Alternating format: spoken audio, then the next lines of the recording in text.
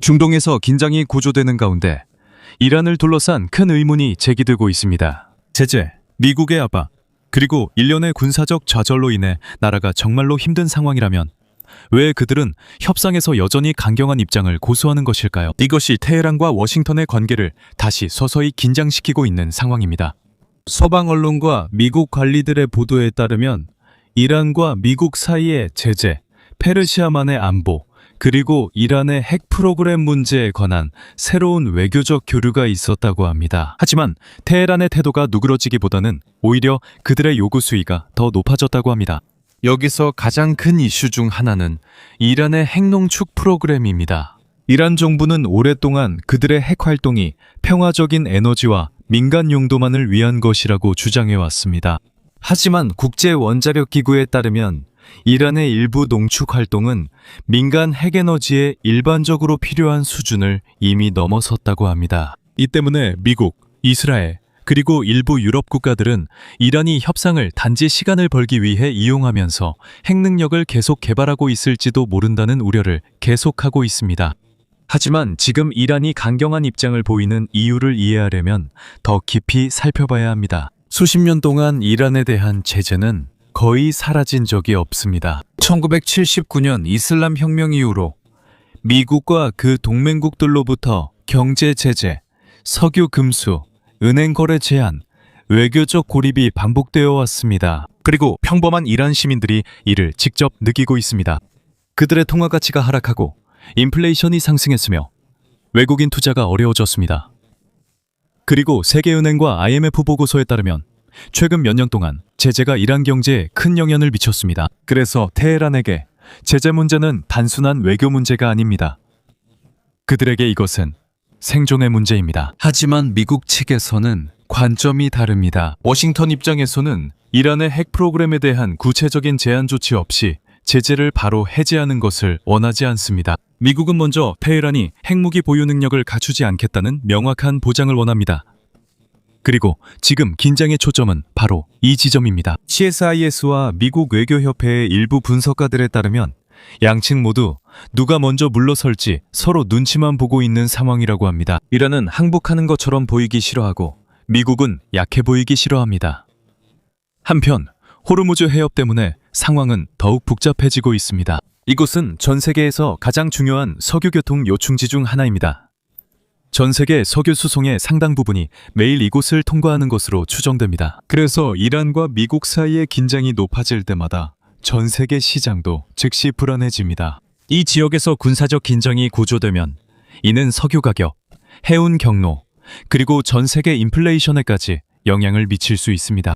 그래서 갈등이 다른 나라에서 멀리 떨어져 있더라도 그 영향은 여전히 세계 여러 지역의 휘발유, 식품, 수입 제품 가격에서 느껴질 수 있습니다. 하지만 미국으로부터의 압박이 계속되는 가운데 자주 간과되는 또 하나의 중요한 세부 사항이 있습니다. 이란의 동맹국들 또한 완전히 안심하고 있지는 않습니다. 테헤란이 중국과 러시아와 외교적, 경제적으로 협력하고 있지만 그렇다고 해서 그들이 이란을 위해 자신의 경제를 걸 준비가 되어 있다는 뜻은 아닙니다. 일부 국제 보도에 따르면 베이징은 특히 제재와 석유 거래에 있어서 여전히 신중한 태도를 보이고 있습니다. 그 이유는 서방과의 더 큰 경제적 이익을 해치고 싶지 않기 때문입니다. 즉, 이란이 일부 국가들로부터 지지를 받고 있긴 하지만 그 지원도 제한적입니다. 그리고 긴장이 길어질수록 이란 내부의 압박도 더욱 심해지고 있습니다. 일부 국민들의 경제적 불만이 계속되고 있습니다. 또한 국가의 외교정책 방향에 대한 내부 정치적 의견 충돌에 관한 보도도 있습니다. 하지만 그럼에도 불구하고 이란 지도부는 미국 앞에서 약함을 보이기를 원하지 않는다는 점이 분명합니다. 그들에게 있어서 아무런 대가 없이 물러난다면 이는 국제 무대에서뿐만 아니라 자국 국민들에게도 정치적 패배로 비칠 수 있기 때문입니다. 그래서 지금 진짜 싸움은 미사일, 제재, 핵시설에 관한 것만이 아닙니다. 이것은 압박, 자존심, 그리고 정치적 생존을 위한 싸움입니다.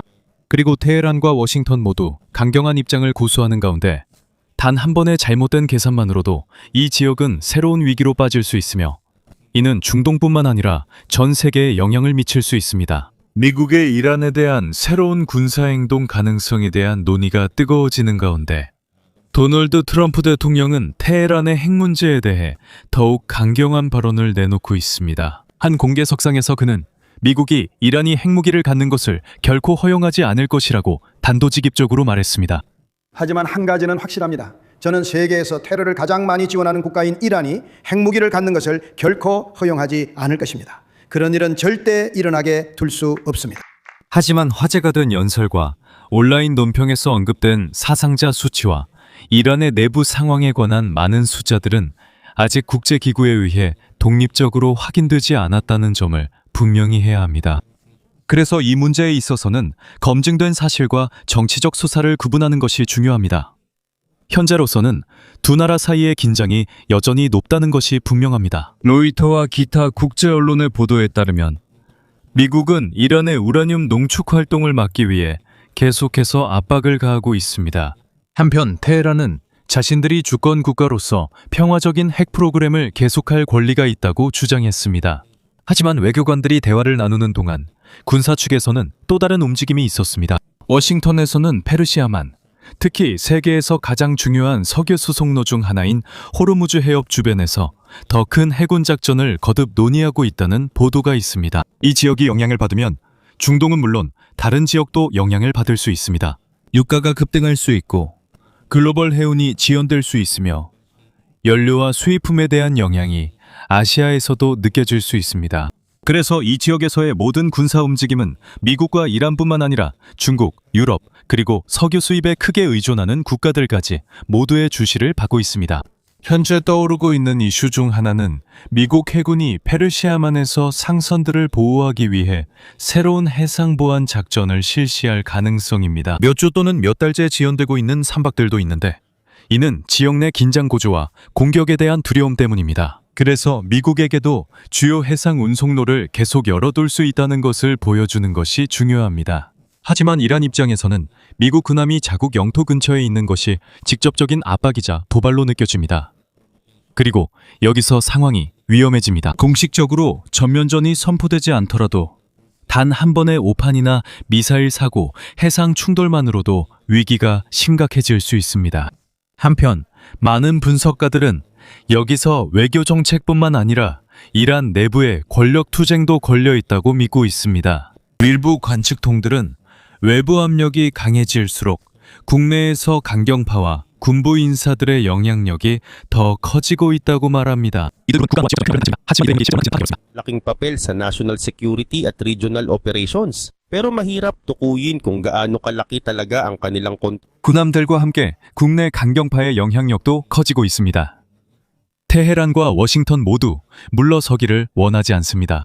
미국에게는 이란에 대한 레드라인이 있습니다. 이란 지도부에게 미국의 요구에 너무 많이 양보하는 것은 국내외에서 약점으로 보일 수 있습니다. 그래서 외교적 교착 상태가 계속되는 동안 군사적 긴장 고조의 가능성도 점점 커지고 있습니다. 그리고 중동에서는 때때로 공식적인 전쟁 선포 없이도 더 큰 갈등이 시작될 수 있습니다. 때로는 한 척의 선박, 한 발의 미사일, 또는 잘못된 시점에 내려진 결정 하나로도 충분합니다. 페르시아만에서 긴장이 계속 고조되면서 호르무즈 해협이 점점 더 대화의 중심이 되고 있습니다.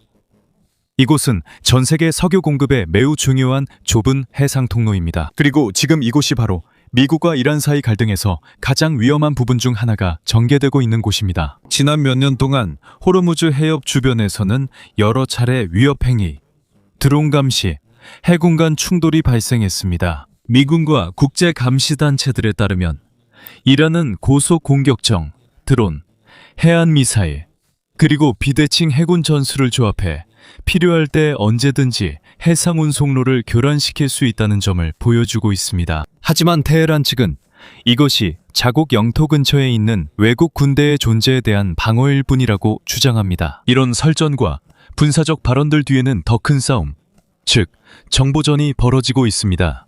이란이 해상에서 힘을 과시하는 동안 미국은 위성, 정찰기, 드론, 해군 감시 시스템을 이용해 이란 군사자산의 움직임을 감시하며 감시작전을 확대하고 있습니다. 국방 분석가들에 따르면 페르시아만에서의 작은 충돌 하나하나도 단순한 위협이 아닙니다. 이건 역시 각 측의 능력, 위치, 그리고 대응 패턴에 대한 정보를 수집하는 방법이기도 합니다. 그래서 호르무즈 해협을 순찰하는 드론 한 대, 그리고 호르무즈 해협에서 기동하는 각 함선마다 더 깊은 전략적 계산이 따릅니다.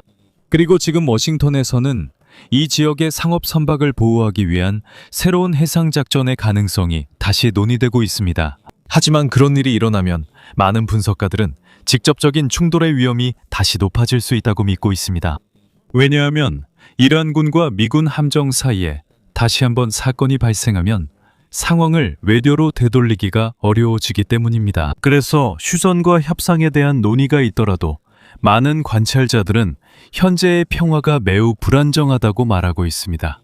도널드 트럼프 대통령도 공개 발언에서 협상 상태에 확신이 없음을 내비쳤지만 이런 발언 역시 정치의 일부임을 기억해야 합니다. Mahalagang tandaan na ang mga ganitong statements ay bahagi rin ng political messaging at negotiation pressure. Sa madaling salita, parehong ginagamit ng Washington at Tehran ang media, speeches at public rhetoric para palakasin ang kanilang bargaining position. 한편 또 하나의 민감한 이슈가 다시 떠오르고 있는데 그것은 바로 쿠르드 단체들의 지역 내 역할입니다. 오랫동안 다양한 쿠르드 분파와 미국, 이란, 터키, 이라크, 시리아 간의 관계는 복잡했습니다. 쿠르드 조직들도 단일 그룹이 아닙니다. 그들은 각자 자신들이 속한 나라에 따라 정치적 이익, 동맹, 군사 구조가 다릅니다. 그래서 무기 이전과 비밀 작전에 관한 발언이 나오자 일부 쿠르드 지도자들로부터 빠르게 반대와 부인이 나왔습니다. 현재까지 이러한 주장들 중 많은 부분에 대해 독립적인 확인은 이루어지지 않았습니다. 그리고 그것이 가장 어려운 점 중 하나입니다. 이런 종류의 지정학적 분쟁에서는 각종 산전, 정보전, 유출, 그리고 여러 진영에서 가해지는 심리적 압박이 가득합니다. 그래서 일반 사람들에게는 무엇이 검증된 사실이고 무엇이 단순히 정치 전략의 일부인지 알기 어려울 때가 많습니다. 하지만 한 가지는 분명합니다. 중동에서 긴장이 계속되는 동안 이 싸움에는 미사일과 선박뿐만 아니라 다양한 수단이 사용되기 때문에 상황이 점점 더 위험해지고 있습니다. 여기에는 정보작전도 포함됩니다. 경제적 압박, 사이버 전쟁, 그리고 글로벌 내러티브를 형성하는 것까지 포함됩니다.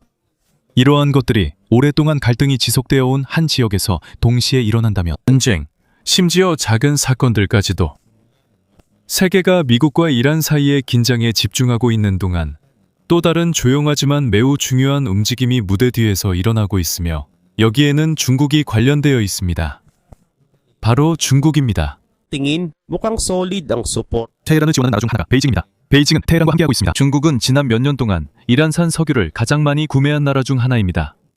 특히 미국이 이란에 대한 제재를 강화하는 동안 더욱 그랬습니다. 그래서 테헤란에게 베이징과의 관계는 그들의 경제를 유지하는 데 매우 중요합니다. 하지만 실제 지정학의 세계에서는 영원한 친구는 드물고 영원한 이익만 있을 뿐입니다. 그리고 여기서부터 이란에게 상황이 복잡해지기 시작합니다. 블룸버그와 기타 금융매체의 보도에 따르면 중국 금융규제당국이 제재를 받은 이란 석유 거래와 연관된 일부 정유소에 대해 중국의 대형은행들이 새로운 대출을 제공할 때 신중을 기하도록 권고하고 있다는 징후가 있습니다. 비록 이것이 이란에 대한 직접적인 지원 중단은 아니지만 베이징조차도 워싱턴과 테헤란의 충돌에 너무 깊이 휘말리고 싶지 않다는 분명한 신호입니다. 중국은 단순한 석유 수입을 넘어 더 큰 이해관계가 있습니다. 여기에는 미국과의 무역관계, 글로벌 은행 접근성, 기술 제한, 그리고 중국 경제의 안정성 등이 포함됩니다. 그리고 여기서 중국의 진짜 딜레마가 드러납니다.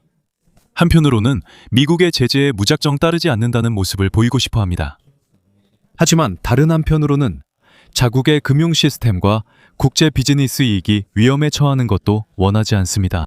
그래서 때때로 미국 제재에 반대하는 강경한 공개 성명을 내기도 하지만 실제 금융 결정에 있어서는 베이징이 훨씬 더 신중하게 행동합니다. 그리고 이것은 오랫동안 기다려온 미국과 중국 간의 고위급 회담과도 관련이 있을 수 있습니다. 큰 외교 협상이 다가올 때 보통 초강대국들은 상황을 더 악화시킬 수 있는 조치들은 피하는 경향이 있습니다. 사실 워싱턴과 베이징이 논의하는 것은 이란뿐만이 아닙니다. 여기에는 무역전쟁, 반도체, 인공지능, 아시아 태평양 지역의 군사경쟁, 대만, 그리고 미래 글로벌 경제에 대한 통제 등이 포함됩니다.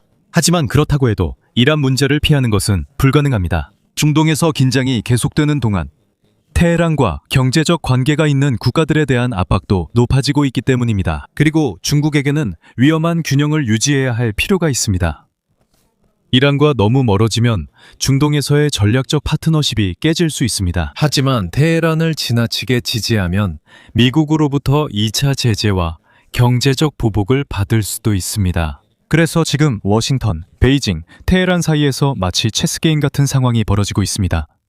모든 움직임에는 계산이 따릅니다. 현대 지정학에서는 미사일과 군함만이 전투에 사용되는 것이 아닙니다. 경제, 석유, 은행 시스템, 그리고 미국과 중국 같은 초강대국들의 관계도 큰 역할을 합니다. 중동에서 긴장이 고조되는 가운데 월스트리트 저널은 이스라엘과 이란 사이의 갈등이 격화되기 전에 서부 이라크에 임시 활주로가 건설됐다는 의혹에 관한 보도를 내놓았습니다. 아직 모든 세부 사항이 완전히 독립적으로 확인된 것은 아니지만 이것은 현대 전쟁에서 물류가 얼마나 중요한지를 보여줍니다. 현대는 오랫동안 임시 또는 전개식 활주로를 사용하여 항공기를 작전 지역에 더 가깝게 배치하고 영구적인 기지에 의존하지 않아도 되도록 해왔습니다. 이것은 급유, 구조 임무, 감시, 신속한 배치에 매우 중요합니다. 도널드 트럼프 대통령도 중동에서 이동식 공항에 대해 언급한 적이 있습니다. 일부 세부 사항이 과장되었을 수 있지만 미국 군대와 다른 주요 강대국들이 첨단 이동식 비행장 시스템을 보유하고 있는 것은 사실입니다. 현대전에서는 화력뿐만 아니라 기동성도 중요한 요소입니다. 누가 더 빠르게 항공기, 인원, 그리고 보급품을 이동시키느냐가 전략적 우위를 차지하게 됩니다. 그리고 중동에서는 많은 작전이 언론의 주목 밖에서 이루어지고 있습니다. 때때로 대중은 이러한 일들을 유출된 보고서, 위성사진 또는 정보기관의 공개 내용을 통해서만 알게 됩니다. 그래서 카메라 앞에서는 외교적 대화가 이루어지는 한편 마크에서는 조용한 전략작전도 진행되고 있습니다.